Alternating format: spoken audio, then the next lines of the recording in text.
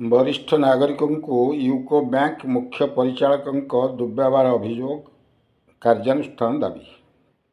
ଧର୍ମଶାଳା bank ଗ୍ରାହକଙ୍କୁ ଉତ୍ତମ ବ୍ୟବହାର ଓ ସହଯୋଗ କରିବା ନିୟମ ରହିଛି, ହେଲେ କିଛି ବ୍ୟାଙ୍କ ମୁଖ୍ୟ ପରିଚାଳକଙ୍କ ପାଇଁ ଅନେକ ସମୟରେ ବ୍ୟାଙ୍କ ବଦନାମ ହେବାକୁ ପଡ଼ୁଛି। ଏପରିକି ବ୍ୟାଙ୍କମାନଙ୍କରୁ ଗ୍ରାହକମାନେ ମୁହଁ ଫେରାଇ ନେଉଛନ୍ତି। वरिष्ठ नागरिकों प्रति एभली आचरण साधारण नापसंद कराଯାଇଛି। तेबे एभली घटना सामना को आसी जाजपुर जिला रसूलपुर ब्लॉक बारबाटी ठारे अवस्थित यूको बैंक क्षेत्र में। बैंक मुख्य परिचालक रोहित महांती नाम जड़े वरिष्ठ नागरिक स्थानीय उड़ीसो ग्रामर नरेंद्र कर आनिछंती एही अभियोग। गोल्ड लोन समस्या नहीं से जारका यूको बैंक मुख्य परिचालकों सह भेटी तांको समस्या संपर्क में आलोचना करथिले। बैंक मुख्य परिचालक तांको बारबाटी बैंक सह जोगाजोग करने को कहिथिले।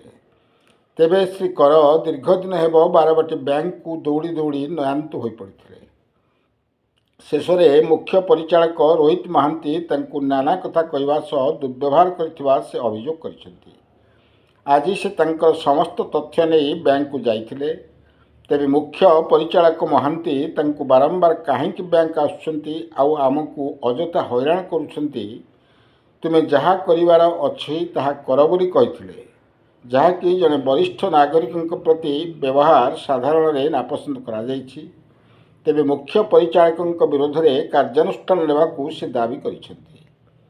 धर्मशाला सुशांत कुमार गोछायत रिपोर्ट क्रांतिधारा न्यूज। नरेंद्र कुमार कर आमर ये नाति लगी गोड़ भांगी पैसा पुणी राताराति व्यवस्था करा पड़ा। मु सुना नहीं पकई बंधा ये आम यूको बैंक जारका 23 मसीह से पैसा दे चली सी जो पुराना मैनेजर थे से सब पैसा मुझे सुध दे मूल दे चलती मोर से देला ये जो बैंक आसला 8 किस्ती मत सी कहते कहले तुम्हें आउ 60,000 टका देदेव तुम चुक्ति पाई सुना नहीं जीव सी तो पलैले बदल होगी जो सार आसमु आरंभ कली पैसा दवा किस्ती 8 किस्ती से सार हाथ में सी कौन करती पीएम हाथ में देकी डिपोजिट करती जानले ना।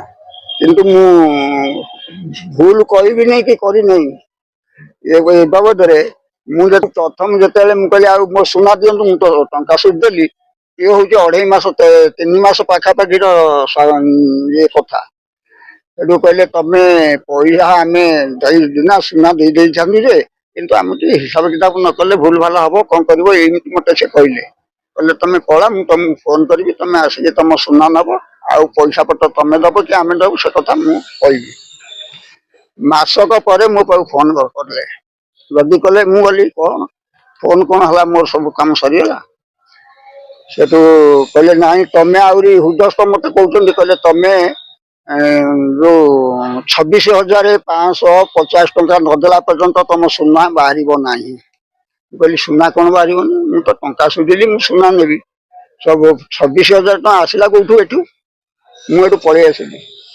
आसिली एक कथा शुणिक पागल पर गली कहली मु तो निजे देती 8 किस्ती आउ सी केमती जाकि सबुआड़े चारिआडे बुझिली बुझिला मोर रेकर्ड पत्र जी अच्छी मो पाखे मु सब ठीक ठाक कर बाहर कर ये मैनेजर कौन कला मो नंबर पकई सी जो मो नंबर मो गाँ नंबर ये सब मुझे देखिली मुझे आश्चर्य हली मुझे ये किमिटी गला बारबाटी गला मुझे तो सुना बंधा पकईली जारकार ये जारकार पुणी ये किमिटी गला बारबाटी से मोर सन्देह है।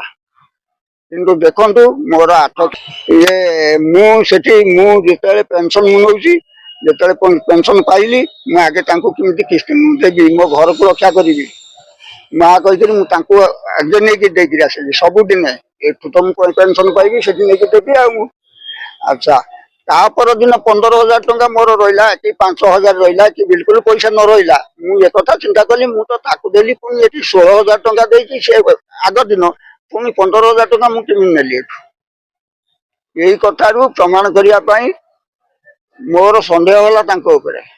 ଗୋଟେ 10 ପଇସା ମୁଁ ଏକର ସେକର କରିନାହିଁ। ମୁଁ ସେଦିନ ଯୋଉଦିନ ଏ କଥା ଶୁଣିଲି ସେଠୁ ସାଙ୍ଗେ ସାଙ୍ଗେ ତାଙ୍କ ବ୍ୟାଙ୍କ ବନ୍ଦ ହେଇନଥିଲା।